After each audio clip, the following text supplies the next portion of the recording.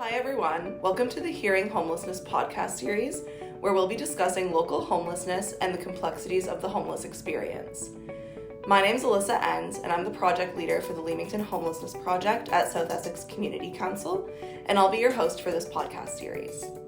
Today I'm joined by Jim Steele and Joyce Zuck to discuss affordable housing. Hi Alyssa, so I'm Joyce Zuck, I'm the Executive Director at Family Services. That right off the hop may not sound like a housing and homelessness agency, but we actually are. Our primary mandate is to work with individuals who have experienced homelessness and to assist them to move into housing. The other piece that we do is we continue to support folks once they obtain their housing to really transition them into a successful tenancy and to keep them housed. And as of late, we have embarked on a project. We are building our first housing project. It is a 6-unit project in Windsor's West End that will house 10 youth who have experienced homelessness. And throughout the show, I'll talk a little bit about how we intended it to be affordable housing. And now we're just not quite sure whether looking at the definition of affordable is going to cut it for the youth that we're working with. And I'm Jim Steele, the Chief Executive of Windsor Essex Community Housing Corporation. We have a number of properties throughout Windsor and Essex County, and our focus is on the supply side. So our properties were built in the 50s, 60s, 70s, somewhat into the 80s and 90s, and there was a bit of a gap, which we'll get into maybe. And then now we're back to building again. So we're building in the east and a new passive house concept called Metalwork at the moment, until we come up with better names down the road. Again, 5,000 units, approximately 12,000 people live there, and we have just under 100 staff to support them. But we work closely with Joyce's agency on a number of initiatives because she does so many things. A lot on the homelessness side, helping clients come off of a list onto some of the continuum that we provide accommodation for. And then also we work with them on not just they have like an employee assistance plan. There's a myriad of things that get done. So we've got a lot of links that go back and forth. Awesome, very cool. Well, thank you both for being here. You're both doing very important work in our community, and I'm excited to have you both here. So yes, today we're going to be talking about affordable housing and social housing on a broad scale, and then moving it into a little bit of a more localized context as well. And there's a lot to unpack here, of course, so let's just hop right into it. Lay it on us, we'll try to give you an answer. All right. All in an hour. All in an hour. I know. Cover what we can. We'll just be scratching the surface, but that's okay. That's what we've got time for today. So there are a lot of common misconceptions about what affordable housing actually is. So first, let's break down what it actually means to live in affordable housing and what the process for obtaining it looks like. Okay, Jim, that sounds like a you question. It sounds like a me question. It does. It's always a me question. So affordable housing if you look at a continuum, so we're going to look on the one side where there's a homeless person, and on the other side there would be market home ownership. We exist somewhat in between those pieces. What we normally own and manage is called social housing. It was a rent geared to income program, a lot of it, built in the 50s, 60s, 70s again, and that was 100% rent geared to income, and that's what public housing was, and that's what our original stock is. Later, it was determined it was better to do an income mix within the communities that we own, since they were fairly large, up to 200 or 300 units in each sort of area. And the density caused some issues. So in the newer programs in the late 70s into the 80s, the nonprofit program was brought up, and we did an income mix. So there were some market rent units, some geared to income, and there was a little bit of subsidy in there. And then now we're working to more sustainable projects where there's affordable rents and there are some subsidies throughout. But again, it used to be the federal and the provincial and a little bit of municipal money covered all the operating costs in those days. And now the last dollar is almost entirely operationally on the municipality, at least in Ontario, throughout Canada. But in Ontario, the municipal focus has caused an issue, and you've got In good times, it's maybe okay, but in bad times, you've got pressures on your portfolio from an operational perspective. So we don't have the same level of subsidies that we once had, and that's why we've gone to more sustainable models. So the geared to income is still there in the legacy programs, and then we do a more of an income mix, trying to make these sustainable. But as far as the supply side, we can get into it further. We need lots of everything all over again. So just on the affordable housing side, and Jim, help me so I make sure that I get these facts right. So right now, Family Services, we're involved in a project.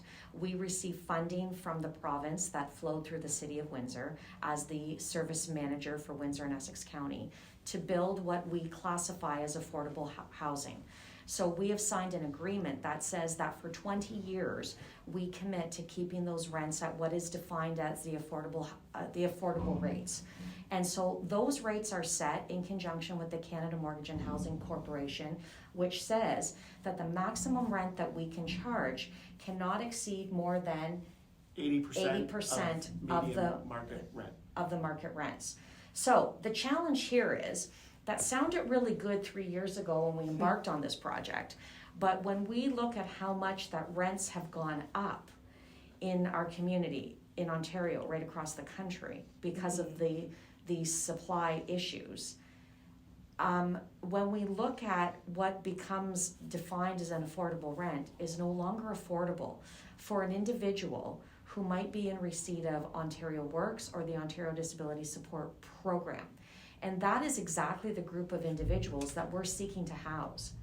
And so one of the agencies that we're currently working with is the Children's Aid Society to look at those youth that are aging out of care. And what they've said to us is your rent going to be the affordable rent, or is it going to be maximum rent for Ontario Works?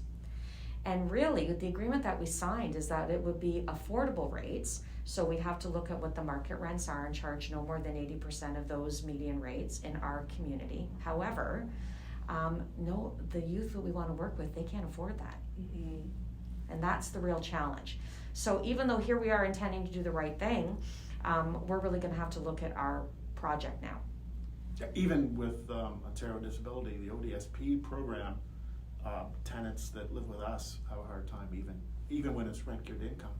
They can have a difficult time just because the amounts are inadequate, let's say. Right, yeah, and it's interesting to see, I guess, the way in our community things have really skyrocketed in the past few years. So you've both touched on it a little bit, but I'd like to dive into that a little bit further. So what does the local affordable housing landscape look like in our community, being Windsor and Leamington? And what does it look like compared to the demand for affordable housing locally? You've both sort of touched on this, but... Well, on some of the supply side, and again, it's only, it's not the true demand, it's only a demand that exists for the existing units. Mm-hmm. So the numbers I might give you are going to be lower than what the real demand is. And we've done a bit of a deep dive into some of those other numbers. But generally what's happened is in the overall area, we used to maintain for decades somewhere around 2,000 people on our waiting list for all of our units. We're now at about 6,000, so it's looking about triple. And when you're looking at Leamington specifically, you're talking 5, 6, and upwards.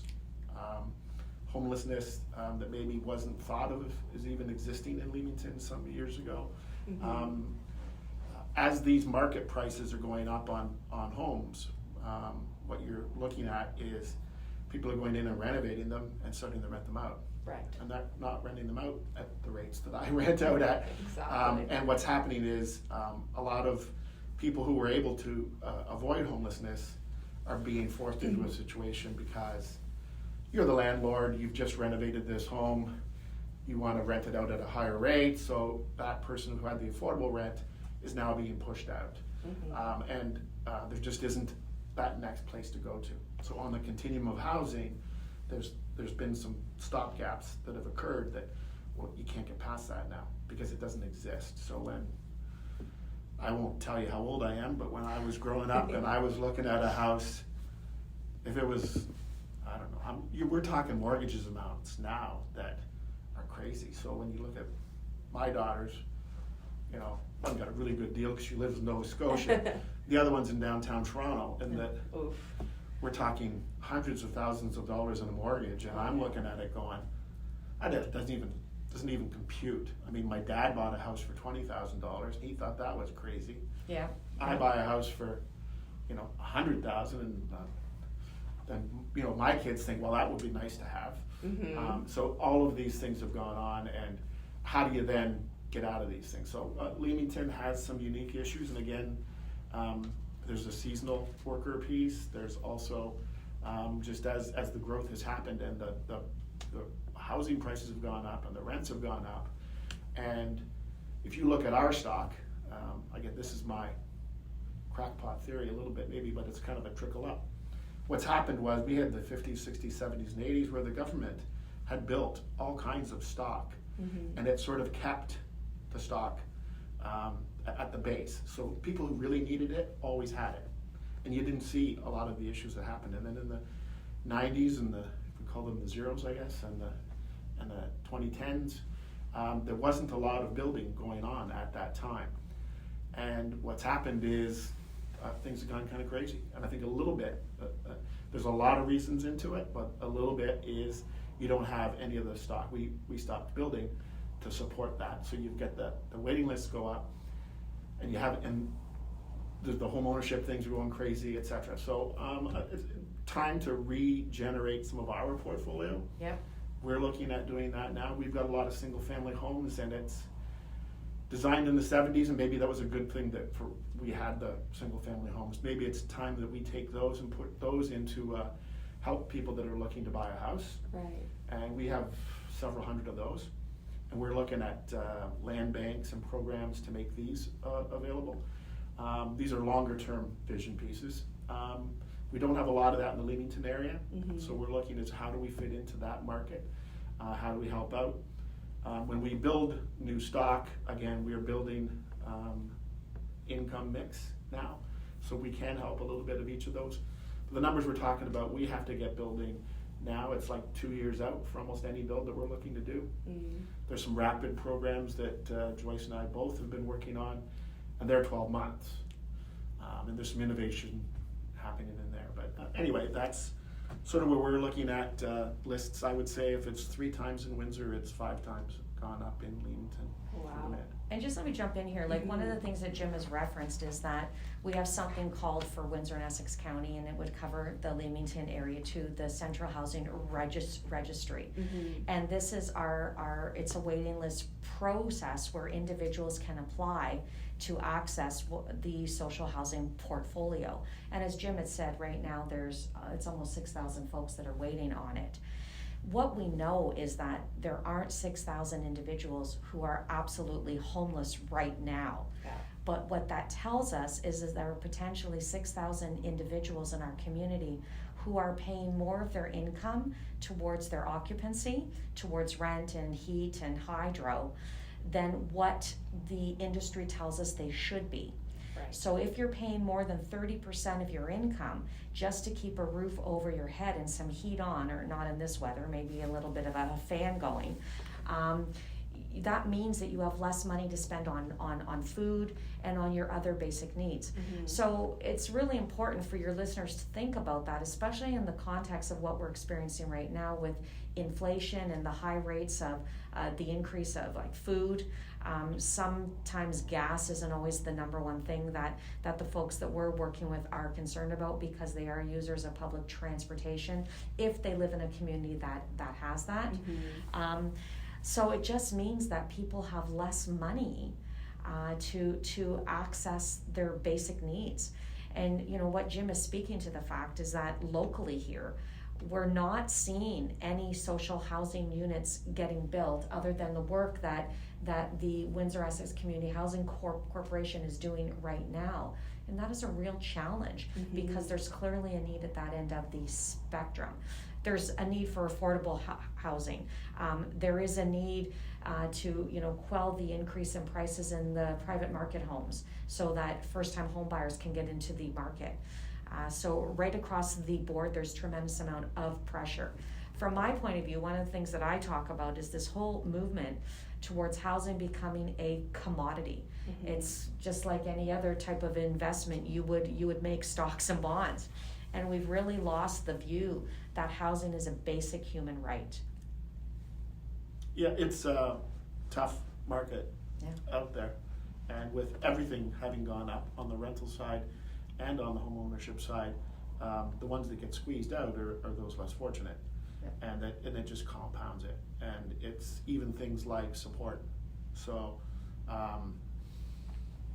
if someone lives in one of our units and they need support, we need extra dollars to help that out. Again, when we first started this decades ago, you had to be a senior or a family, and now there's a lot more complex. There's mental health issues that weren't recognized previously, that we're well aware of now, and we need more support programs to assist there.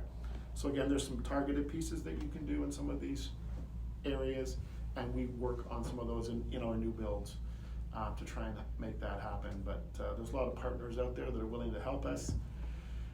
It's hard to be a developer. It's really easy to just say no some days, because that's a lot of headache.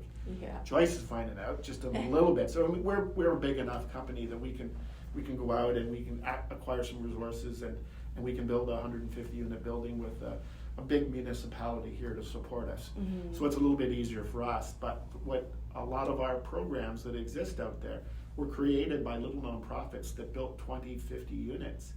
That there's no big volunteer base anymore to support that type of activity. So that's how the stock got to here.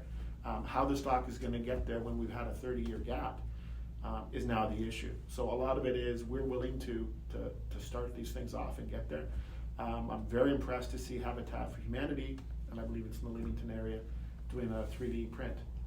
So we're looking at if that is a successful program, and it looks like it might be, that's just a one-off.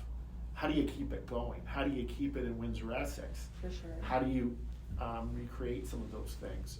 Our passive house, when everybody sees how it works. One of the biggest things that we faced is our buildings were built with 50-year debentures on them.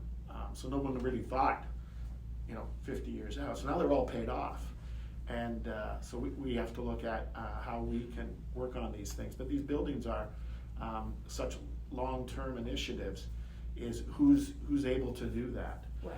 Most people in the home ownership market are in for a little bit here and a little bit there, and as Joyce says, it becomes a bit of an investment thing, and they're flipping these things.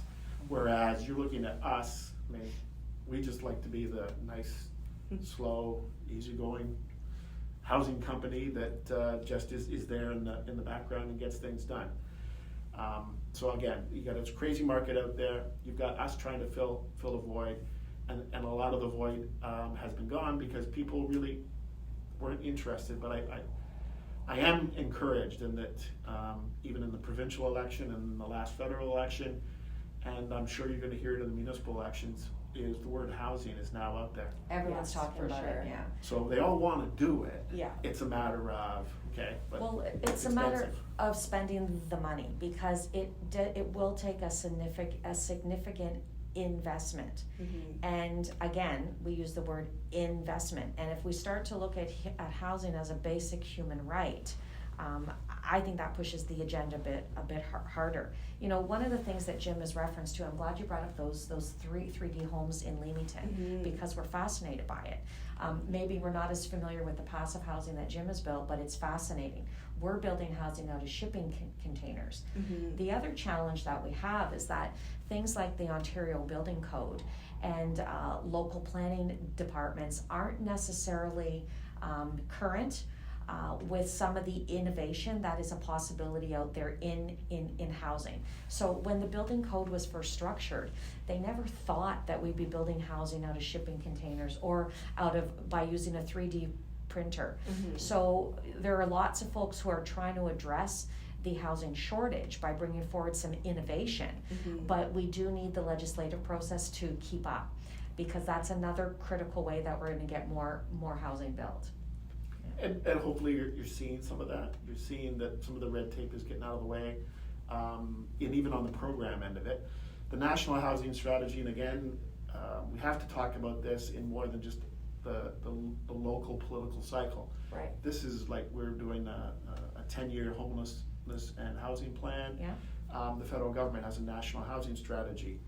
It's a 10-year plan as Mm-hmm. well. So it's nice. If we're always looking out 10 years, that gives us enough leeway. Again, in a rapid situation, we can build something. We started in March on one, and I believe you're our provider at the other end of it. Yeah. And it's opening in November or December. So that's a 12-month cycle on some small things. And then the bigger ones, it's going to take you 2 years. So again, we're out that far. But I don't think anybody can look at anything and say that you're not going to need it in 2 years. So Right. I think we're good for the next 10 years. Let's get building. We're working with the federal government right now. In fact, we got a call next week.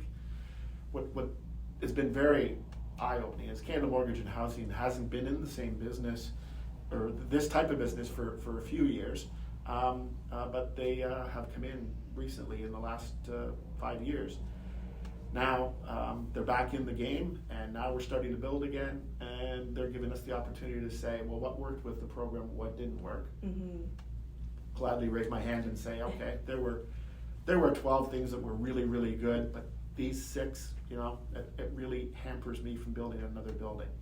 And they've done it on the Rapid Initiative, and the minister is always willing to come down. They just had an announcement last month about here's some of the new activities that we've got going on.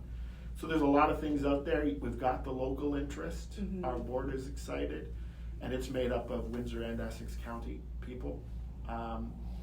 We've got local politicians, county, city, all excited about doing it. Mayor Dilkins, Mayor McDonald, they'll be the first one out there to say we need more. So our company is willing to champion that. We're willing to step up and say we're here for you. But again, these aren't easy things to just say make it happen. There's a lot of financing that goes into it and a lot of commitment. And it's always been we've built these on debt. Almost every housing program, I was just going through a lot of our takeover dates because we have a 50th anniversary. And during the pandemic, we kind of lost the 50th anniversary. We'd always have a party at 20, 30, 40, and the 50 years are coming up on a lot of our seniors buildings. So we were arguing about when was the building built? Well, none of us were here when it was built. Yeah. So we have to go back and go through the records, and it's the debentures are actually that we're using for that to see. So again, and when you're looking at some of the Leamington properties, that's the same thing there. So in some of these areas, we've got some land, and we want to be able to say, let's look at this land and let's use it. Mm-hmm. Municipalities, we've met with Leamington, their staff, Tecumseh, Lakeshore. We're looking at all of these places in the city of Windsor. That's how we got the Meadowbrook property, is through the city of Windsor's program. So there's a bunch of ways.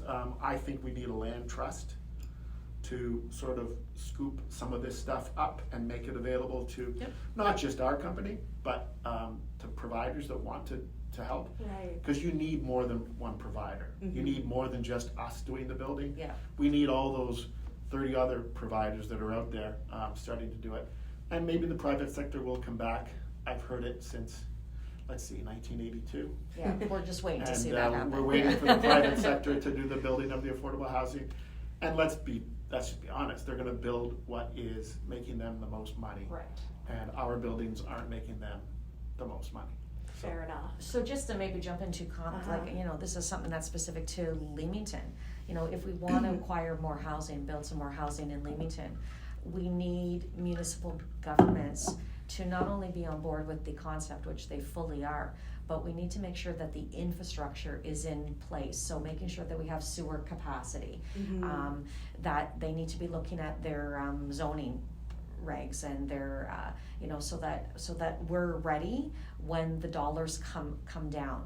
And so Jim talks about a land trust. We need to be looking at centralized development corporation, so that they're doing all of that planning and making sure that when funding is there, we are project ready. But again, like Jim is saying, that's a couple of years out, but we know that there's going to be a need for it. What it doesn't address is the immediate need, that we know that there are folks right now that are in need of housing, and the housing is simply not there. And yet there's very strong will, folks saying we need to do something about the issue of homelessness. And so what that means in the short term is that we are going to continue to have to invest in shelters to help folks get off of these streets, especially during the very, very cold months and when the weather is extremely hot. And when you think about it from a dollars and cents point of view, and I'm a taxpayer too, I'd sooner see those dollars spent on building more housing than increasing our shelter capacity. Right. But right now we don't have an option because the housing is simply not there. Of course. Well, housing is not built overnight, and people need solutions now, right? So it's a fine line to walk, and I do want to commend you both for the work you're doing. It's no small feat, and you're both, taking the strides as they come. And I think what's really interesting for me to hear is how you've both had to adapt so much to the way community needs change over the years. And that does kind of bring me to my next question. So over the course of the pandemic, we've seen a lot of changes to the housing market. And I guess on a more social level, partially related to the pandemic, partially just over the last few years, we've seen a lot more people choosing to age in place, and then more people living at home or living alone longer in life as well. So those are just a couple examples of I guess how housing needs are changing. How do these trends affect the housing market, or affordable housing more specifically? Well, to answer the aging in place one, we hope for that. Yes. In fact, we really want that to happen. One of the bigger picture items has been the cost of rest home and nursing home care. And if we saw in the pandemic, I don't recall that going very well. No.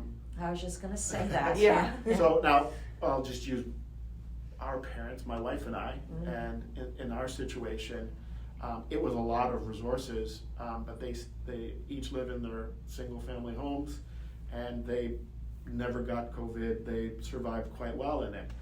We were fortunate that they didn't have to go into a community setting.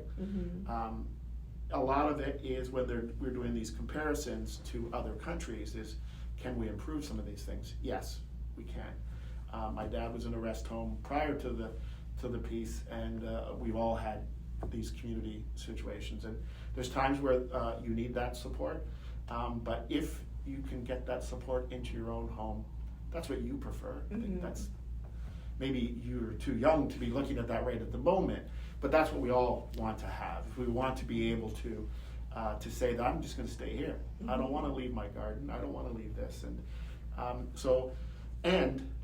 the thing from the government's side of that is that's a lot of money. If we can keep somebody in one of our apartment units or wherever it is, the cost of maintaining them in our portfolio is a tenth maybe of what it is for someone to live in the other. So if we can maybe reduce some of the nursing home costs and keep them into the other stock, I don't think there's a big effect on the market at all by having someone stay in their own home. Okay. I think that's going to wash itself out, especially if you're saving on the nursing home side. Right. Can I just jump in on this one? So, we lost this battle, I think, 10 years ago when we started to see the proliferation of what we call snout houses. They're essentially raised ranches. I went on a rant about 10 years ago to municipalities saying, don't allow these homes to be built, because what they are is inaccessible for people as they age, and if they want to age in place. Right. And what we do need to see is strong local policy dictating that we build the kinds of homes that people can age in. But we don't have that, because what was being built were homes where you could occupy the maximum amount of density on a lot, so you get the most home for your dollar, and that's what folks wanted. But people don't think when they're buying their first home, could I age here? Could I stay here? And I often say to people, where do you hope to live when you get old? And they're like, well, I want to stay in my own home. So would it be this home? Because ain't gonna happen unless you can get the Acorn stair lift. So we need to be looking at homes that are appropriate so that people can stay there.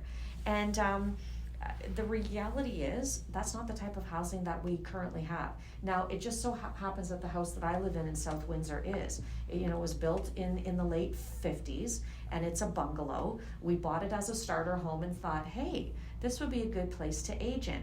But most people wanted a bigger home. They wanted a 2-story home. They want homes with cathedral ceilings. And those are beautiful. But not if you want to live there when you get older, and if you want to get care in. So, you know, Jim makes a really good point. I would like to see us ensuring that people can age in place, stay in their own home. The problem is that most of them don't own a home that they can actually stay in. I like this. She's got a lot of titles after her name. I think the new one's going to be Joyce Zuck, Building Code Technician. Yeah. No, that's all about like zoning hats. rules, right? So, and again, you know, we had a little conversation about the private sector. The private sector will build what people want. They don't forecast what our future needs are going to be.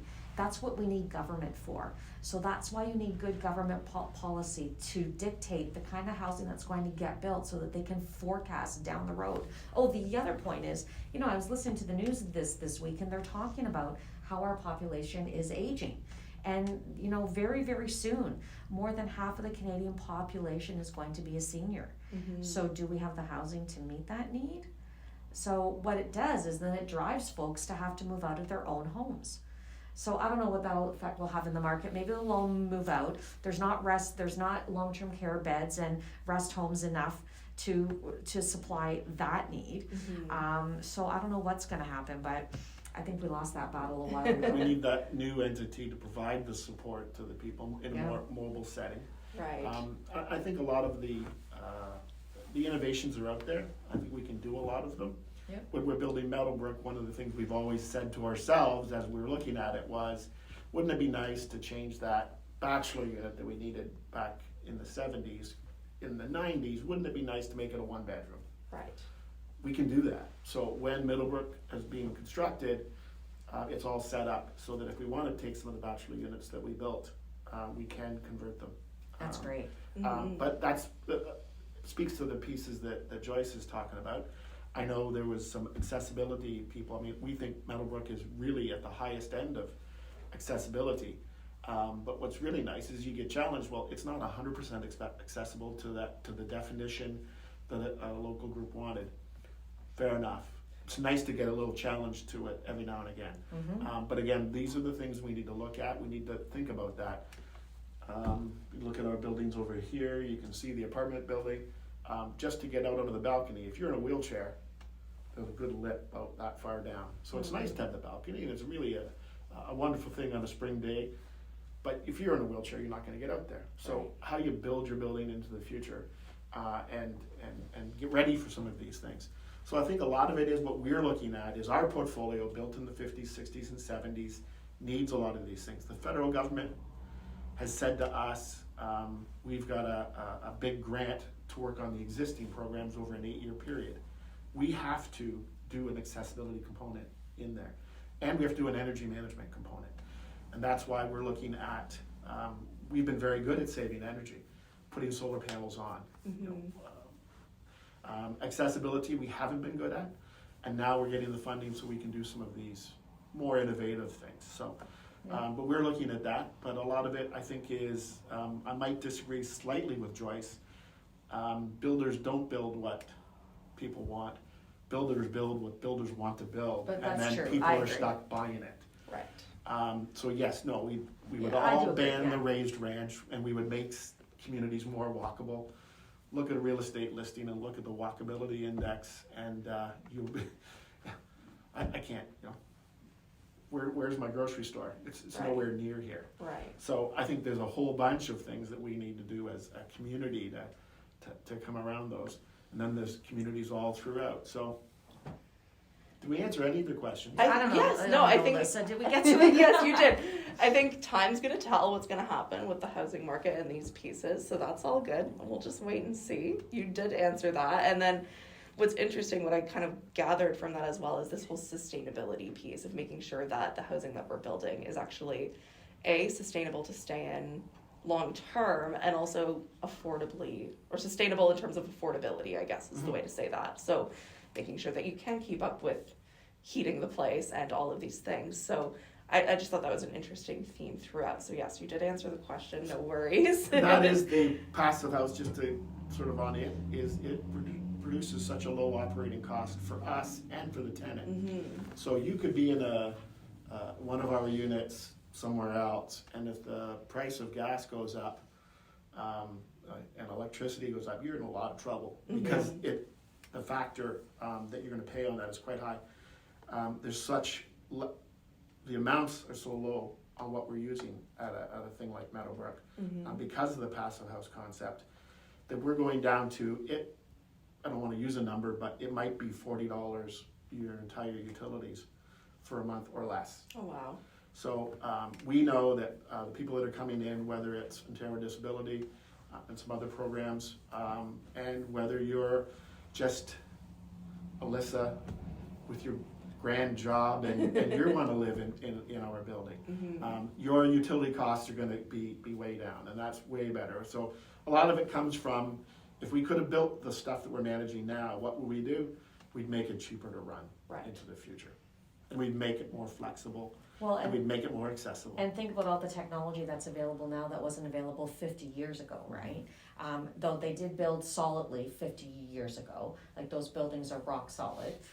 But a couple of them are. A couple, yeah. But the efficiencies that exist now. So can I just jump ahead?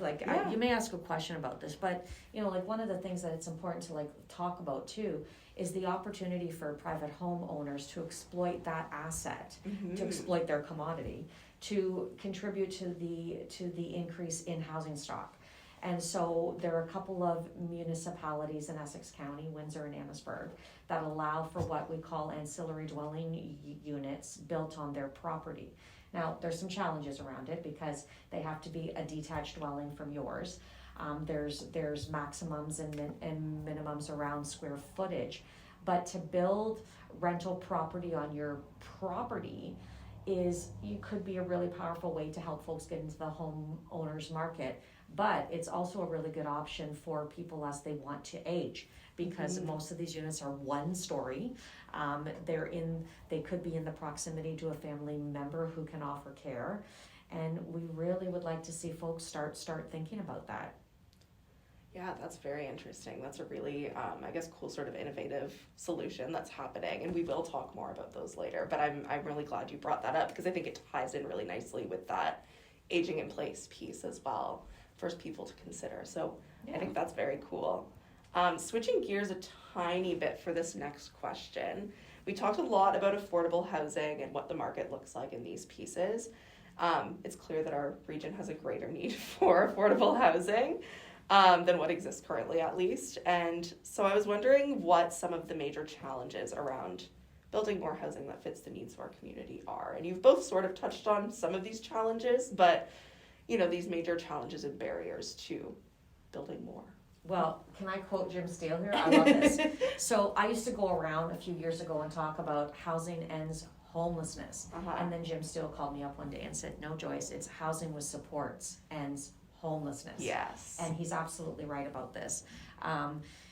And so I think one of the challenges is that, we're well-intentioned and we have plans to, build some housing, to take folks who need it and move them into housing, but we do need to provide the ongoing supports to keep them successfully housed. And this is really, I think, the other huge piece that's a shortcoming. It really looks to social services and to healthcare funding. Touches a little bit on your aging in place, but the reality is there's simply not enough supports out there to support good organizations like the Windsor Essex Community Housing Corporation to offer the intensive and long-term ongoing supports that people need to retain their housing. And so on the one hand, we're beating the drum saying, give us the dollars to build some housing. But the other big drum that we're beating is to say, give us the support dollars to do some of the work like that Family Services does, so that when someone moves into housing, and it's maybe someone that has experienced significant trauma throughout their life, someone who maybe hasn't had access to permanent housing, for long periods of time in their life. They need supports. They need someone to assist them to obtain primary care, health care.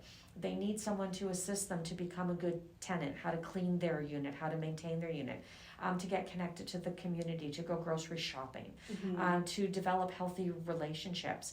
And this just doesn't happen on its own for people that have experienced significant trauma. So let's get the support dollars so that we can have good tenancies and to help folks to be successful. So Jim taught me that. Absolutely, no, that's important. And the other thing we're going to need to work on is in the very shortest term. Again, we were talking about 1 and 2 years out. There's some rent supplement programs that are being canceled. Okay. And I think it's important that we talk about those. But what a rent supplement is a subsidy that would go with the tenant. So if you're the tenant, you move into one of the units and you would pay the rent according to whatever that is affordable for you. And then we would do a subsidy up to the private landlord to top it up to what the market rent is. So you get to live in the private market and you've got the leg up because you've got some subsidy to help you.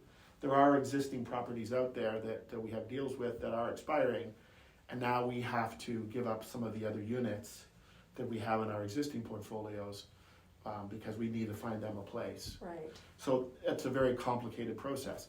We need more of those units, not less at this time. So if we could go back, we can't lose these hundreds of units at this time.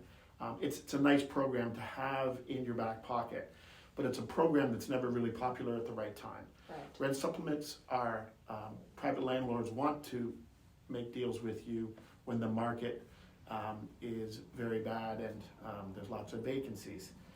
That's not when I need them. I need them when the market is very tight. So again, if we think about it in 10-year cycles, we need to worry about the rent supplement program on a longer term so that these are always there for people. We're just hitting this little bit of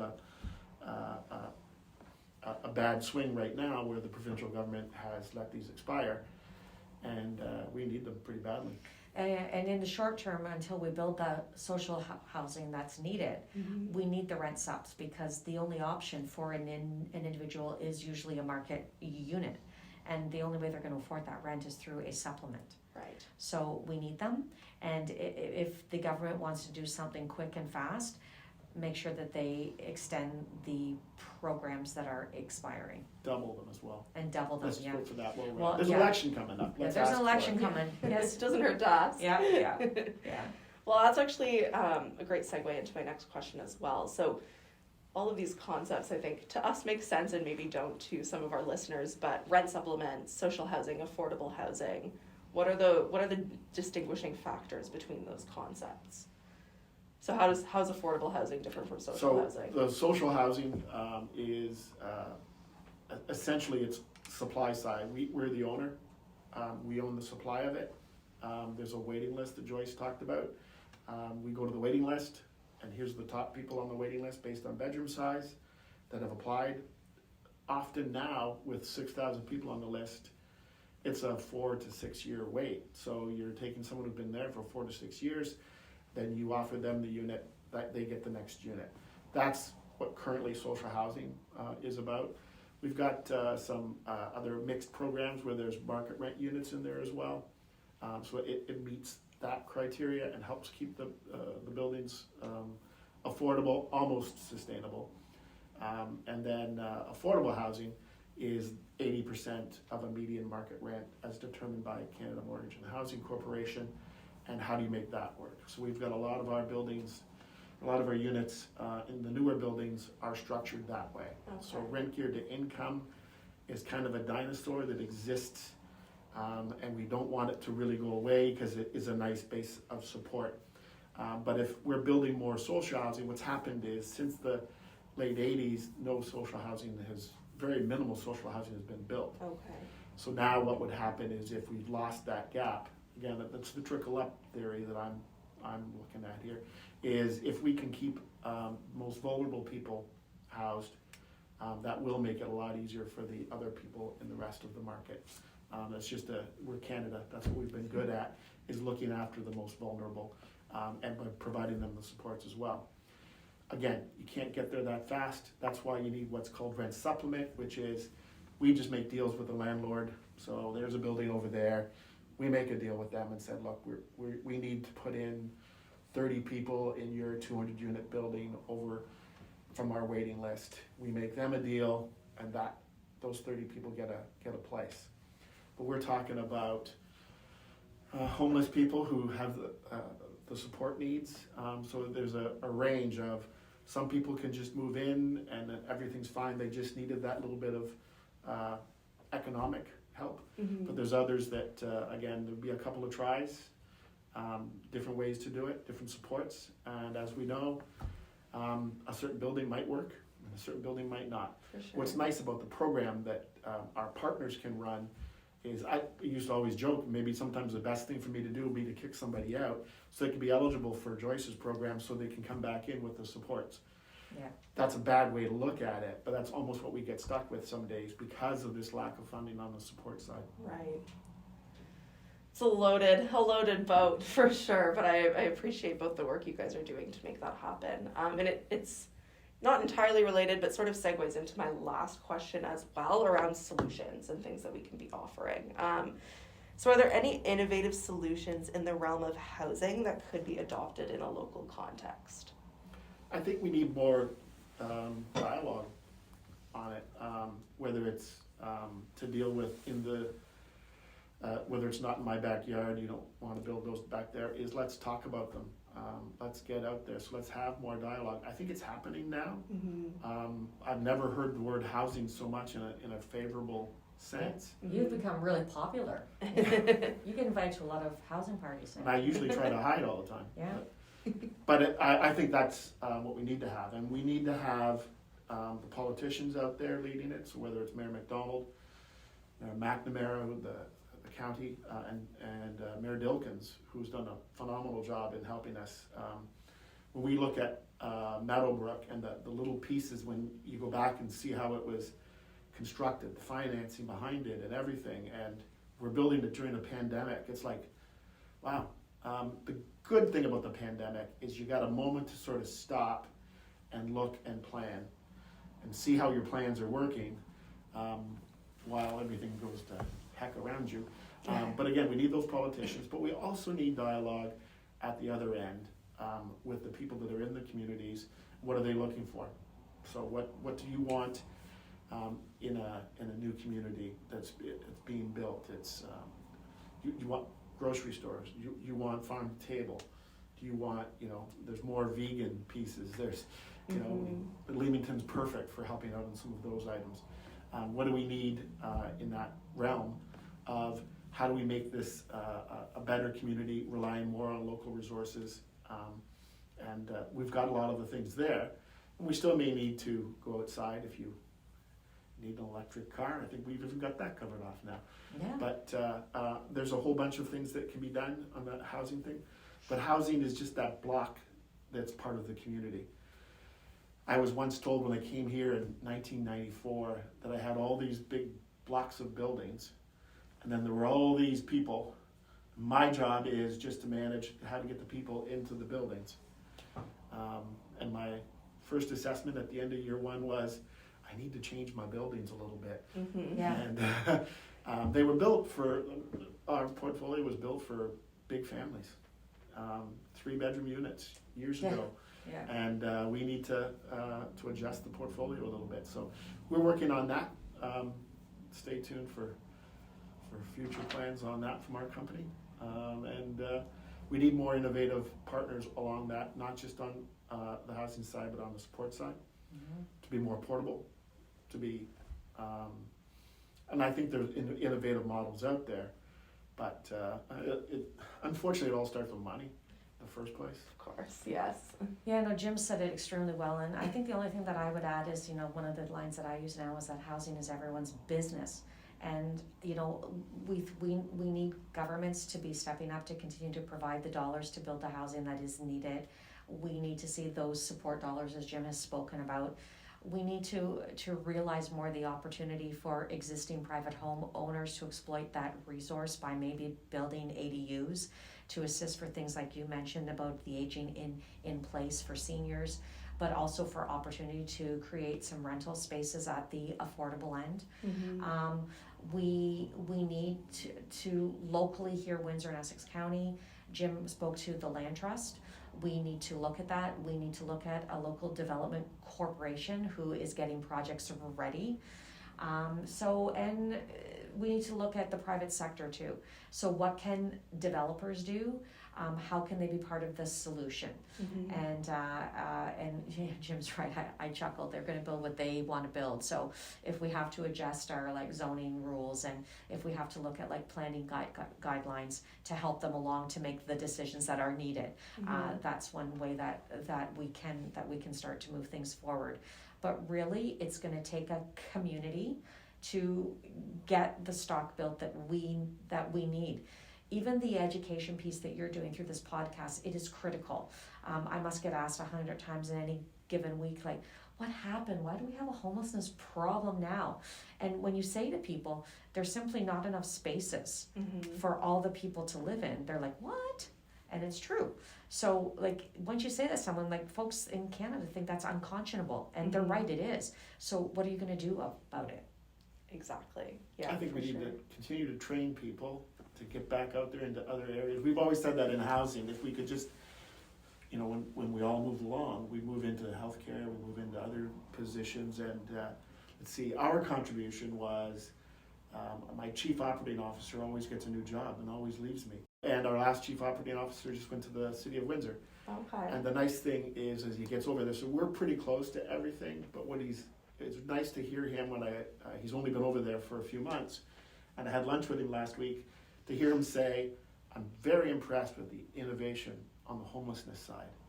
He said, I didn't see it until I was right there managing it. And so I think there are some things, and that's for Windsor and Essex. That's the entire piece. But what we can do is, does Leamington need, in the short term, are there some things, does Leamington need a homeless shelter? And all the things around that. What can be done in the very shortest term to help in some of those areas.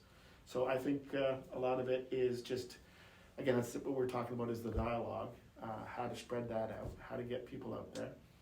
But everybody that comes here works for us and then leaves and says, like, I really didn't know what you did, didn't know it existed. And maybe it's our fault for not telling everybody what we all do. So I think these things are good. You know what, like on the one hand, it's complicated, but on the other hand, it isn't. Get the housing built, get the supports, get people in, make sure they have the income to pay their rents, but that is a massive system shift. Like, we didn't get into like lease trusts in Canada and the taxation breaks that these big corporate conglomerates have been receiving from the federal government. That's a whole other day of conversation. But we could do another episode. We could do an episode about that. But like it's like the demise of the family farm. That's happened to individual buildings too, right? And so but that's for another day. But at the end of the day, people need an income so they can pay rent. They need to have a place to live in, and they need to have the supports to keep them living there. Let's make it happen. Let's make it happen, of course. And it's obviously a lot easier said than done, and a lot easier done with political will and community support. So I want to thank you both for taking the time to speak with me about these things. I think that these sort of education initiatives go a long way, and I appreciate you both taking the time. For those who are interested in learning more about the Leamington Homelessness Project, you can visit South Essex Community Council's Facebook, Instagram, and Twitter accounts at South Essex CC, or visit secc.on.ca/homelessness. Through this site, you'll be able to find additional information on the community services offered by South Essex Community Council. That's all for today, and tune in next Thursday for more.